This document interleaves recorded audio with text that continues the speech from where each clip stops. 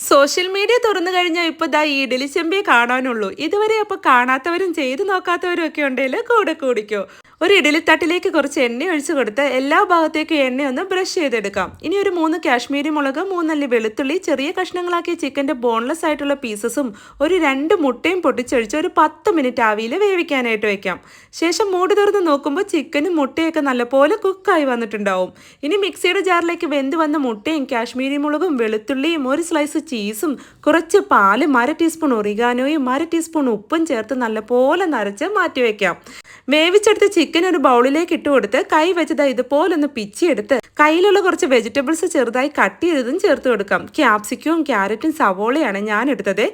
ഇനി ഒരു 1/4 ടീസ്പൂൺ വീതം ഉപ്പും കുരുമുളക് പൊടിയും ചേർത്ത് പേസ്റ്റ് ചെയ്തെടുത്ത് ആ സോസും ഒഴിച്ചു കൊടുത്ത് നല്ലപോലെ മിക്സ് ചെയ്തെടുക്കണം. ഇനി ഇത് ടോസ്റ്റ് ചെയ്തെടുത്ത ബ്രെഡിലോ ചപ്പാത്തിയിലോ ഒക്കെ വെച്ച് ഫില്ല് ചെയ്ത് കഴിച്ചാൽ നല്ല ടേസ്റ്റ് ആണ് കേട്ടോ. ഇപ്പോൾ വൈറലായിട്ടുള്ള ഈ ഒരു ഐറ്റം ഡയറ്റ് നോക്കുന്നവർക്കും വെയിറ്റ് ലോസ് ചെയ്യുന്നവർക്കും ഒക്കെ ബെസ്റ്റാണ്. അപ്പോൾ എങ്ങനെ ഇതുവരെ ട്രൈ ചെയ്ത് നോക്കിയിട്ടില്ലെങ്കിൽ വേഗം ചെന്നുണ്ടാക്കിക്കോ. അപ്പോൾ പോകുന്നതിന് മുന്നേ ഈ പേജ് ഒന്ന് ഫോളോ ചെയ്യാനും ലൈക്ക് ചെയ്യാനും മറക്കല്ലേ. അപ്പോൾ ഓക്കെ, ബൈ.